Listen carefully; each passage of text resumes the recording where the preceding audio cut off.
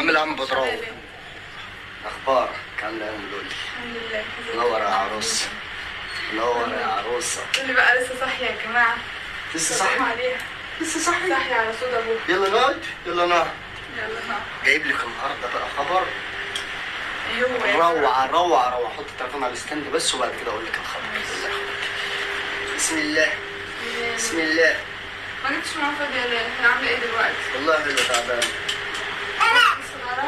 هي قالت روح اتأمل وتعالى وقالت لي كده قول لعمك البدراوي ماليش بركه الا انت وماليش بركه الا امل. ما تزعلش مني يا عم البدراوي، انا ماليش بركه الا مش بركه الا امل. الله على دماغي من فوق. اللي حصل ده ما عادش هيحصل تاني. عارف هو بيحبك قد ايه يا احمد، وبرضه بس يعني اللي حصل ده هو كان زعلان منه بجد على فكرة. ما عادتش هتحصل يا غالي وما عادتش هاكلك هنا زعلانه ابدا. ان شاء الله. والله على دماغي من فوق.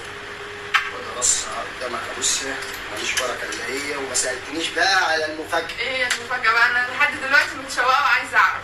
اخواتي المفاجاه ان انا اكدت حجز القاعه. اكدت حجز القاعه من البدراوي يوم 28/8 يا اخواتي، يوم 28/8. الله يبارك فيك يا رب. بجد؟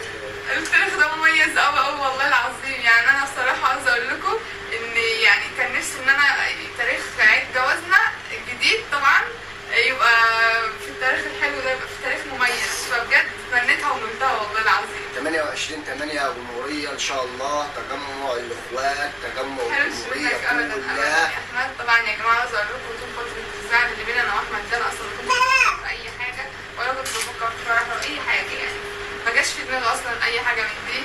فالحمد لله اللي فات مات ومش نقلب في القديم وتتصفح كده طبعا. والحمد لله على كل حال. وباركولنا وعندنا يا جماعه والله انا مبسوطه جدا. طبعا رويساء لو هنا كانت طلعت زغروطه. رويساء في الدرس. رويساء في الدرس طبعا يا اخواتي 28/8 هنزل لكم فيديو كامل بالبيانات كامله، بالموقع بالمكان، ازاي هنتقابل، ازاي هنشوف بعض.